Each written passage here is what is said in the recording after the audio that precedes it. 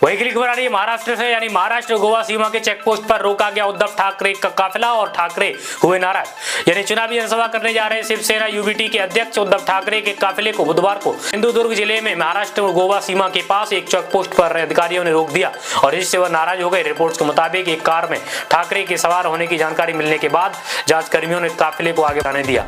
वही अगली खबर है डोनाल्ड ट्रंप को लेकर, ट्रंप के खिलाफ 2 आपराधिक मामले देखने वाले वकील जैक इस्तीफा देने के लिए तैयार हैं। रिपोर्ट्स के मुताबिक पता चला है कि नवनिर्वाचित अमेरिकी राष्ट्रपति डोनाल्ड ट्रंप के खिलाफ 2 आपराधिक मामले देखने वाले वकील जैक स्मिथ और उनकी टीम के कुछ सदस्य ट्रंप के पदभार ग्रहण करने से पहले इस्तीफा देने की तैयारी में है। और रिपोर्ट्स के मुताबिक स्मिथ ने 2020 में राष्ट्रपति चुनाव में ट्रंप के दस्तावेजों को गलत तरीके से संभालने के मामले में जांच शुरू की थी। वही अगली खबर आ रही है अमेरिकी सॉफ्टवेयर कंपनी को लेकर, यानी भारतीय प्रौद्योगिकी क्षेत्र के 2028 तक और 27.3 लाख नई नौकरियां पैदा होगी। यानी अमेरिकी सॉफ्टवेयर कंपनी सर्विस नाउ की एक रिपोर्ट के मुताबिक उभरती प्रौद्योगिकी भारत के वृद्धि वाले प्रमुख क्षेत्रों में प्रतिभा में बदलाव लाएगी और जिससे प्रौद्योगिकी क्षेत्र में 2028 तक 27.3 लाख नई नौकरियां पैदा होंगी। और रिपोर्ट के मुताबिक भारत में श्रम बल 2023 में 42.37 करोड़ से बढ़कर 2028 तक 45.76 करोड़ होने की संभावना है। वही अगली खबर आ रही है पीएम नरेंद्र मोदी को लेकर, पुणे की रैली में भीड़ के बीच मां की पेंटिंग देखकर भावुक हुए पीएम मोदी।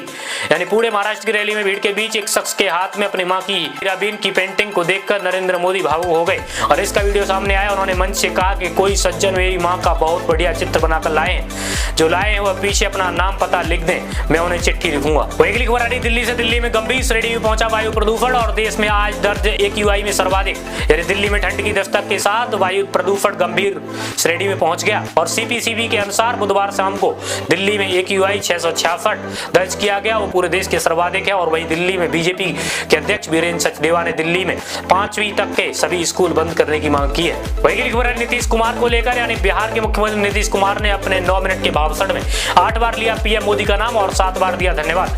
बिहार के मुख्यमंत्री नीतीश कुमार ने बुधवार को दरभंगा एम्स के शिलान्यास कार्यक्रम में 9 मिनट के भाषण में 8 बार प्रधानमंत्री नरेंद्र मोदी का नाम लिया, 7 बार उन्हें धन्यवाद दिया। और नीतीश ने भाषण में पूर्व प्रधानमंत्री अटल बिहारी वाजपेयी, पूर्व वित्त मंत्री अरुण जेटली और मौजूदा स्वास्थ्य मंत्री JP नड्डा का भी जिक्र किया। वही अगली खबर आ रही दिल्ली से, दिल्ली के एक कोर्ट ने कांग्रेस नेता जगदीप टाइटलर को जालसाजी के केस में किया बरी। यानी दिल्ली की अदालत ने कांग्रेस नेता जगदीश टाइटलर और कारोबारी अभिषेक शर्मा को कथित रूप से जालसाजी के 2009 के मामले में बरी कर दिया। और प्रधानमंत्री मनमोहन सिंह के द्वारा चीनी टेलीकॉम कंपनी के अधिकारियों को वीजा नियमों में छूट देने के लिए कांग्रेस नेता अजय माकन लेटर हेड पर लिखे पत्र से जुड़ा है। अगली खबर है बिहार के मुख्यमंत्री नीतीश कुमार को लेकर, यानी बिहार की इज्जत को बीजेपी के पास गिरवी न रखे नीतीश कुमार, ऐसा बयान जारी किया आरजेडी ने। दरभंगा एम्स के शिलान्यास के समेत 12,000 करोड़ की परियोजनाओं के उद्घाटन शिलान्यास समारोह के दौरान बिहार के मुख्यमंत्री नीतीश कुमार द्वारा प्रधानमंत्री नरेंद्र मोदी के पैर छूने की कोशिश किए जाने पर आरजेडी ने प्रतिक्रिया दी है। आरजेडी प्रवक्ता ऋषि मिश्रा ने कहा कि जेडीयू को बीजेपी के सामने गिरवी रख दिया, लेकिन बिहार की इज्जत को बीजेपी के सामने गिरवी मत रखिए। अगली खबर आ रही सुनीता विलियम्स को लेकर, यानी सुनीता विलियम्स ने बताई स्पेस की अपनी वायरल हुई तस्वीर में बदलते हुए चिंताजनक लुक की वजह। अंतरिक्ष में फंसी सुनीता विलियम्स की तस्वीर वायरल होने के बाद उनके बदले हुए लुक को लेकर छिड़ी बहस के बीच उन्होंने बताया कि इसका कारण वजन घटना नहीं बल्कि फ्लूइड माइक्रोग्रेविटी के ऊपर की तरह शिफ्ट होते हैं और जैसे चेहरा सूजा हुआ जबकि अंग पतले लग रहे हैं। वही अगली खबर आ रही है केंद्र ने कोचिंग संस्थानों के भ्रामक विज्ञापनों पर कार्रवाई के लिए निर्देश जारी किए हैं। केंद्र ने कोचिंग संस्थानों के भ्रामक विज्ञापनों पर रोक लगाने के लिए नए दिशा निर्देश जारी किए। रिपोर्ट्स के मुताबिक कोचिंग संस्थानों को प्रस्तावित पाठ्यक्रमों और अवधि अध्यापकों से संबंधित दावे, शुल्क संरचना और शुल्क वापसी की नीतियां, परीक्षा के चयन की दार और रेव चयन की गारंटी या फिर वेतन वृद्धि के बारे में झूठे दावे करने से प्रतिबंधित किया गया है। वही अगली खबर आ रही चुनाव आयोग को लेकर, चुनाव आयोग की टीम ने महाराष्ट्र के पालघर में सीएम शिंदे के बैग की जांच की है। यानी चुनाव आयोग की टीम ने महाराष्ट्र के पालघर पुलिस ग्राउंड हेलीपैड पर बुधवार को मुख्यमंत्री एकनाथ शिंदे के बैग की जांच की और जिसका वीडियो सामने आया। दरअसल मुख्यमंत्री शिंदे पालघर में चुनाव प्रचार करने गए और गौरतलब रिपोर्ट्स के मुताबिक हाल ही में चुनाव आयोग की टीम ने शिवसेना के यूबीटी प्रमुख उद्धव ठाकरे के बैग की भी जांच की है। वही अगली खबर आ रही है एमपी से, एमपी की विजयपुर सीट पर उपचुनाव के बीच निगरानी में रखे गए बीजेपी व कांग्रेस के उम्मीदवार। मध्य प्रदेश के श्योपुर जिले की विजयपुर विधानसभा सीट पर उपचुनाव को लेकर जिला प्रशासन ने बीजेपी और कांग्रेस उम्मीदवारों को अलग अलग विश्राम गृहों में निगरानी में रखा गया है। श्योपुर जिला कलेक्टर किशोर कन्याल ने कहा यह कार्रवाई केवल एहतियात के तौर पर की गई है क्योंकि दोनों दलों के कार्यकर्ताओं के बीच तनाव दिखाई दे रहा है। वहीं खबर आई लखनऊ से। लखनऊ में एक शख्स ने CBSE 10 फेल चाय वाला के नाम से लगाया ठेला और वीडियो आया सामने। एक वीडियो सोशल मीडिया पर वायरल हो रहा है और जिसमें लखनऊ के ब्लॉक टावर के पास एक लड़के ने CBSE 10 फेल की चाय वाला के नाम से चाय का ठेला लगाया और चाय बनाकर लोगों को बेच रहा है। वीडियो में युवक सफेद टी-शर्ट के साथ काली टाई पहनकर अलग अंदाज में चाय बेचता नजर आ रहा है। वहीं खबर आ रही है अमेरिकी राष्ट्रपति के रूप में अपने पहले दिन को कौन से निर्णय ले सकते हैं डोनाल्ड ट्रंप।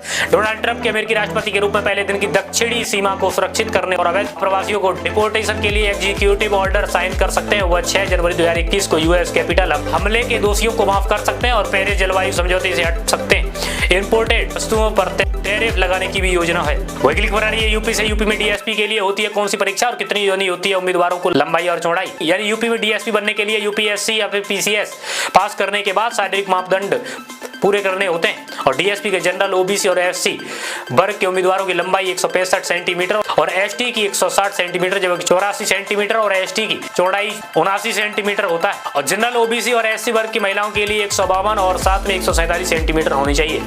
दिल्ली विश्वविद्यालय को लेकर दिल्ली विश्वविद्यालय छात्र संघ के चुनाव का नतीजा 21 नवंबर को होंगे घोषित। यानी समाचार एजेंसी पीटीआई ने दिल्ली विश्वविद्यालय के अधिकारी के हवाले से बताया कि दिल्ली विश्वविद्यालय छात्र संघ चुनाव 2024 के नतीजे 21 नवंबर को घोषित किए जाएंगे।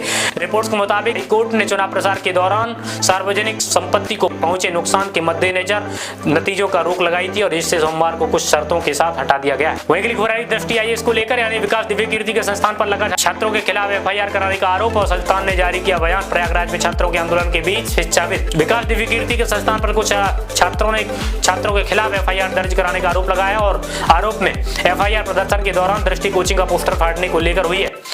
संस्थान ने इस पर कहा कि हम किसी भी स्थिति में किसी विद्यार्थी के विरुद्ध एफआईआर की बात तो सोच भी नहीं सकते हैं।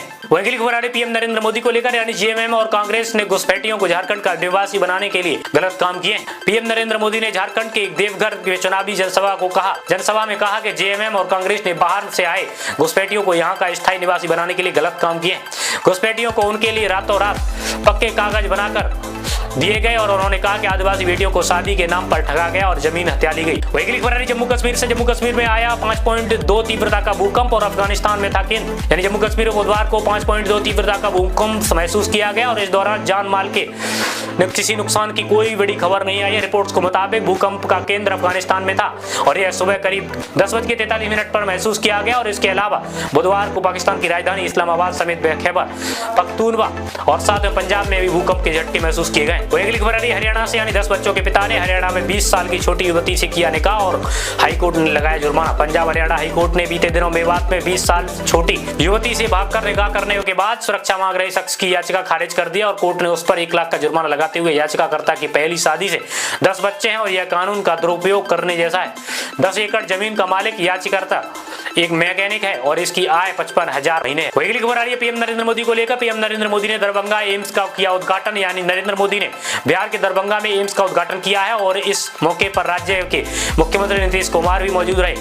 प्रधानमंत्री नरेंद्र मोदी ने 1260 करोड़ रुपए की लागत वाले एम्स भागलपुर का शिलान्यास भी किया और इसमें एक सुपर स्पेशलिटी अस्पताल, मेडिकल कॉलेज, नर्सिंग कॉलेज और रैन बसेरा और आवासीय सुविधाएं भी होंगी।